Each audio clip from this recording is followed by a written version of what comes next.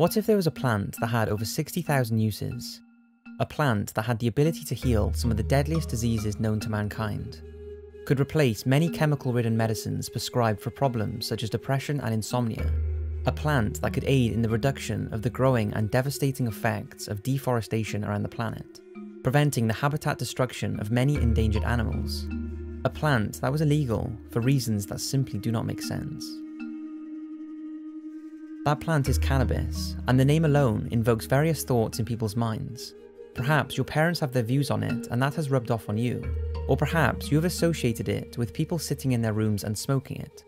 But the truth is, linking cannabis to something that just gets you high is like saying water only serves one purpose.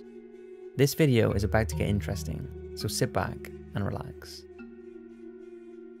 Let's take things back to the basics. There are 3 species of cannabis: sativa, indica, and ruderalis, all of which can be split, although usually the sativa type, into an industrial compound referred to as hemp, which is where the industrial side of cannabis comes in. Hemp has been used for thousands of years, and its usability is unlike anything else. It can be used for oil for cooking and converting to fuel. The seeds, which are one of the most nutritional seeds on the planet, supply nearly every mineral and vitamin the body needs.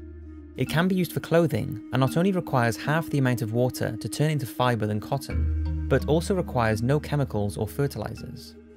It can also be used as housing insulation, fiberboards, and it's an excellent phytoremediation, which is a plant that can remove toxins, radiation, and contamination from water and soil. Hemp was actually used in the agricultural fields around the Chernobyl nuclear disaster site, in order to help remove the heavy metals and radiation from the unusable land. Scientists behind the plant use hemp as a phytoremediation also stated that as well as being excellent for the job of removing harmful waste, the hemp could then be converted to biodiesel afterwards. Now, the conversion to biodiesel is far from environmentally friendly, but the fact this plant has the ability to do this is incredible. Hemp's natural process of removing harmful toxins was also considered for the nuclear meltdown in Fukushima, although because of the strict cannabis laws in Japan, hemp was not used. But the 2 main resources that can be produced using hemp that could have a profound impact on the planet and our lives is paper and plastic. According to a study conducted in 1916, it's believed 1 acre of hemp over the course of 20 years can produce 4 to 10 times the amount of paper than trees. And although the deforestation problem we are faced with today is attributed to many things, reducing the need for tree paper by using hemp would still reduce the damaging effects paper production has, which sees roughly 4 billion trees being cut down a year for that purpose. Yet, less than 0.1% of the paper we use today is made with hemp. Hemp plastic, which can not only be made to be completely biodegradable, reducing the enormous amount of pollution on beaches and destruction to marine life, can also be produced with little or no chemicals, which we all know makes up the majority of plastic we use today. Now, those who discredit the widespread use of hemp as a material say it can be costly and time-consuming to produce the equivalent of what we have today, and they're right.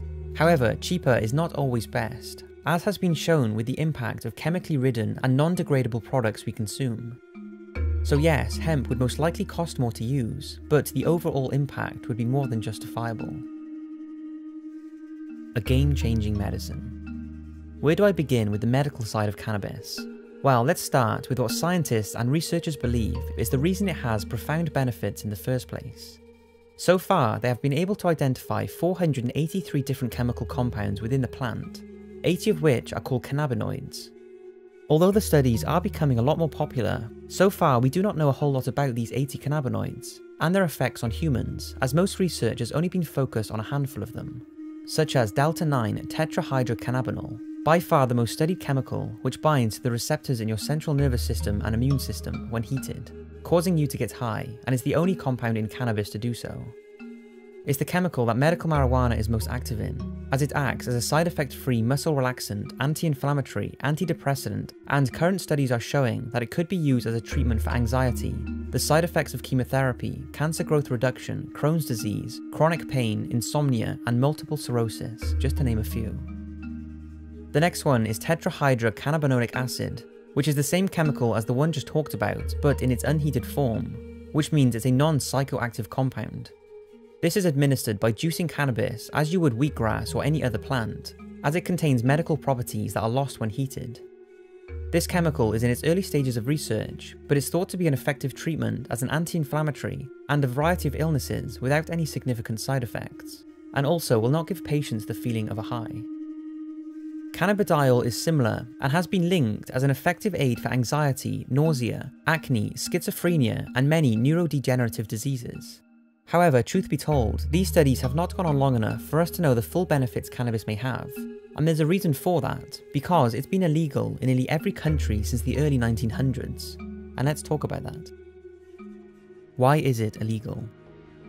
We have established that cannabis has thousands of industrial uses, and many of these can be produced with less of an impact on the environment than conventional products.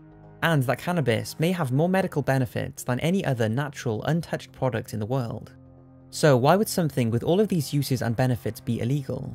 It can't be because of the high received when smoked, because if that was the case and the law wanted to protect us, then why would alcohol and tobacco, substances that kill millions every year, or even refined sugar that can be linked to a lot of the health complications humans suffer from today, be legal? That just wouldn't make any sense. But if it's not illegal because of health concerns, then why is it? Well, it's confusing, and there's lots of false information that gets thrown around about the subject, although it seems there are three supposed reasons. The first is that in 1929, Harry Anslinger, the head of the Department of Prohibition in the United States, was dealing with the backlash of the alcohol ban, and once this was removed, Harry's department were practically non-operational. So they came up with an idea to tell the public that cannabis was a devil drug that turned men into wild beasts that would attack women. Apparently, Harry contacted 30 scientists requesting proof of this to show to the public, but 29 of them said they could not find valid proof that the drug was dangerous. The second explanation seems to be linked to the Mexican immigration in the United States in the early 1900s. When the Mexicans arrived, they brought with them marijuana as a medicine and relaxant.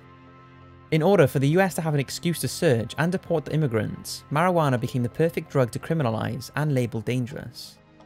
And lastly, one that many people recite to when asked why cannabis is illegal, is that major industrial companies, mainly DuPont, became worried of the many uses of hemp, more specifically nylon, which DuPont first invented at around the same time the cannabis laws were being properly enforced. It was simply profitable for them to back and promote the government's decision to tell the public cannabis was just a drug to make people high, when in reality it was to ban the use of hemp from being a nylon alternative. It's hard to prove why exactly it's illegal, as no authentic records seem to be available, but one or a combination of the above seems to be the reasoning for the US to originally ban cannabis, resulting in many other countries to follow. But regarding the last theory, I wouldn't say the big corporations are greedy and do not want to use hemp if this theory is factual. I think it's now gotten to the stage where it's too far gone for them to make the change to hemp, since after it was made illegal, all manufacture processes and equipment was grounded to a halt, and no new technology was used to advance the hemp production, meaning getting into it now would be very costly. Whatever the reason, cannabis is illegal in the majority of places, be it an outdated racial action or the greed of big corporations. Only now, nearly 100 years later, as it's becoming less frowned upon, are doctors and researchers realizing how powerful it could be. For me, everything on this planet serves a purpose, whether it's the bees and wasps that pollinate plants and flowers, or whether it's you who fulfills your purpose in life. It would seem everything has some reason for being here, and many say cannabis has the purpose of providing humans with thousands of uses, with very little impact on the planet. Yet because just one of the many things it's used for makes you high, the law has perhaps stinted the research and industrial production of one of the most incredible materials on the planet.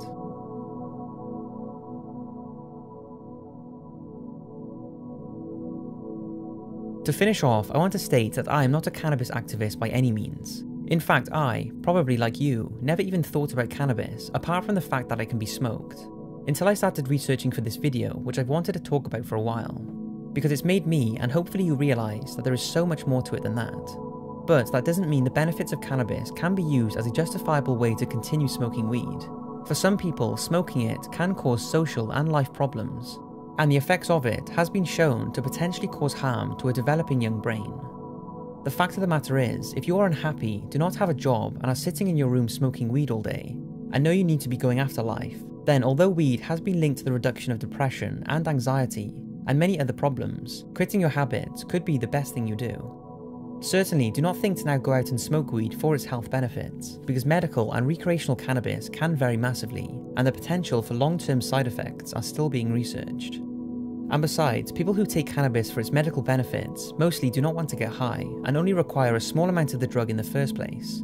An amount that would not have any mind-altering effects, but still seem to help relieve and prevent many illnesses.